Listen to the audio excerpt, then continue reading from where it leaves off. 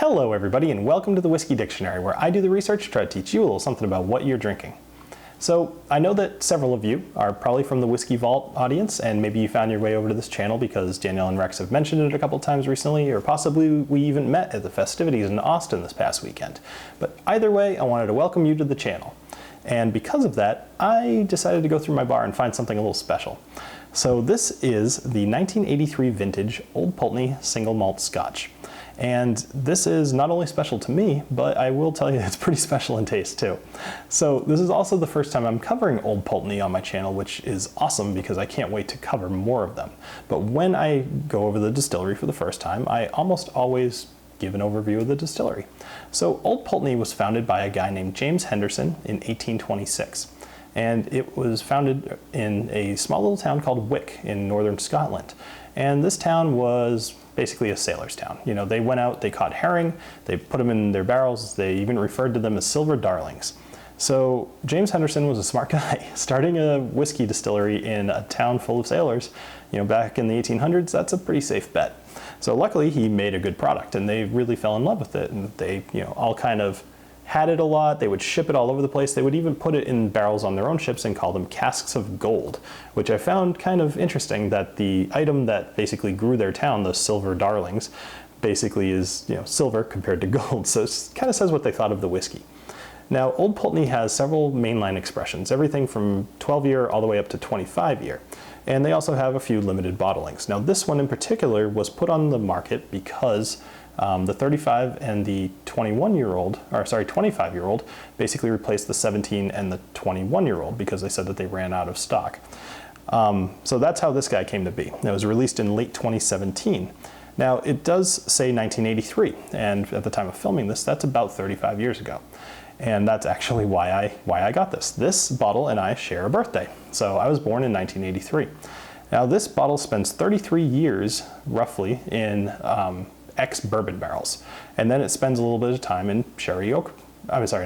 Spanish oak barrels. And it has a big influence on it. So, you know, about 35 years in the barrel, that's a significant amount of time. But I got this bottle because I was turning 35, and one of my viewers decided to gift this to me. So I was on a live stream and I mentioned that I was going to be turning 35, and I really wanted to buy a bottle that was as old as me, because I mean, you guys are whiskey drinkers. You understand that the older the bottle gets, the less and less likely you are to be able to afford it, even though you might have the money. You know, you might not want to drop $1,000 on a bottle of whiskey. I might, but we'll see.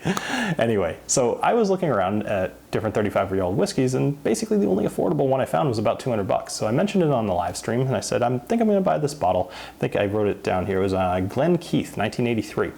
And one of my viewers, his name's Eric, he basically emailed me and said, hey, don't buy that bottle. And I was like, okay, what, is it bad? And he's like, no, I'll take care of it. So next thing I know, that's in my mailbox, and hell of a gift. It's about 3 times the price. So awesome stuff. Either way, Eric, this dram's for you. So let's get into the nosing and the tasting. One cool thing about this bottle is there's all kinds of kind of like sailor stuff on there. There's seagull, there's waves, even the top of the cap has a compass rose. I love attention to detail like that, and you know, once you're getting into some nicer stuff, you start to see some interesting art as part of the bottle, as you'll see in my Glenmorangie Signet episode I've done recently. So once again, cheers to you, Eric. Let's go ahead and nose. So the nose on this is wonderful. In fact, if you kind of let this breathe a little bit, it gets even better. So if you happen to be trying this at home with me, let this breathe a little bit more than I'll do on this video. So as far as my nosing notes here, I've written them down because I just wanted to make sure I remembered them all. They were a little bit complex. So nosing, you've got citrus, vanilla, and to me, this was the cool part.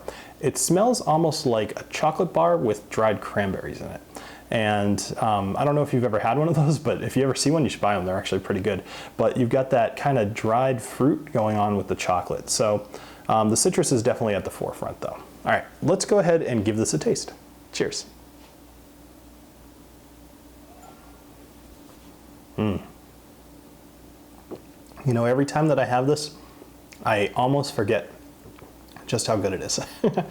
So, like any other whiskey, This guy, or any other decent whiskey, this kind of has a beginning, a middle, and an end. Now, if this happens to be your first dram of the day, it is 46%. So you might want to have just like a little sip before you really try to get into the tasting notes, because that initial shock, I wouldn't recommend putting water in this first. You should definitely try it with water though, see if you like it. But I personally always like to try everything just the way it comes out of the bottle first, even my bookers. So anyway, the initial taste that you get is going to be, like I said, a little bit complicated, so I don't normally look at my notes, but I just want to make sure I nail this. So you get that little bit of sting from the ABV, but then it tastes almost like a bourbon, which makes a lot of sense considering it spent so much time in an ex-bourbon cask. So it's got kind of this like vanilla, caramel, almost like a toffee taste, and then it's followed by just this infinite sweetness, almost like a high corn bourbon. And that just really is mellow right along the middle. And then the finish, once again, is just extremely sweet, but it's distinct from the middle. So it's a well, I shouldn't say very complex whiskey, but it is a complex whiskey. It doesn't have a ton of different flavors going on, but it does kind of, if you'll allow me to sound corny, it does kind of dance along your palate a little bit. It's got just a ton of different things happening. So I wrote, oh yes, sorry, that finish. You got a bit of citrus in there along with the sweet, and I wrote basically it's almost like a less tart lemon square. And I thought about that a bit more after I wrote it down, and I had a couple more drams, and the more I tried, the more I realized that I think that nails the finish. So if you like lemon, this might be the one for you. So after I do the nosing and the tasting, I always like to give an overview, just kind of my general opinion of the whiskey and whether I think it's worth your money. Now, as I said, this bottle, I think you could buy this bottle right now. I looked a few minutes ago. It was about $550, $580, somewhere in there, depending on where you were looking, plus shipping. So let's call it 600 bucks just to be safe. So I personally can't recommend a $600 bottle of whiskey to anybody, because at that point, you're not talking like, hey, splurge on a $100 or $150 bottle of whiskey. We're talking some serious money. So you need to decide whether that's worth it to you. Now, that being said, if you can afford this is a fantastic whiskey. This stuff is delicious. I have personally shared this with basically everybody I know who drinks whiskey, and even some people I don't. I'm sure a lot of you people out there can probably relate to this. My wife does not love whiskey, and she did not turn her nose away at this. She tried it and she was like, yeah, that's pretty good. You know, so that doesn't ever happen. Certainly not with a peaty whiskey, which I occasionally trick her into smelling, which is pretty funny. So anyway, I'm gonna quote a friend of mine, Roy from Aquavitae. He says that whiskey isn't whiskey until it's shared. And in my mind, a bottle like this deserves to be shared. That's what I personally think this is about. And because it just so happened to be a birthday gift from one of my awesome viewers, because of a channel that I just decided to start a few years ago, it has a cool story for me. I've got a little bit of sentimentality to it, but if you're really looking to find out whether you personally should buy this or not, I would say I've tried a lot of whiskeys at this point in my life, and this is a standout. So take that for what it's worth. Thank you very much for joining me here on the Whiskey Dictionary, and please remember to hit that like button. If you've enjoyed this video, then please remember to subscribe. So thank you very much. I'll see you next time. Cheers.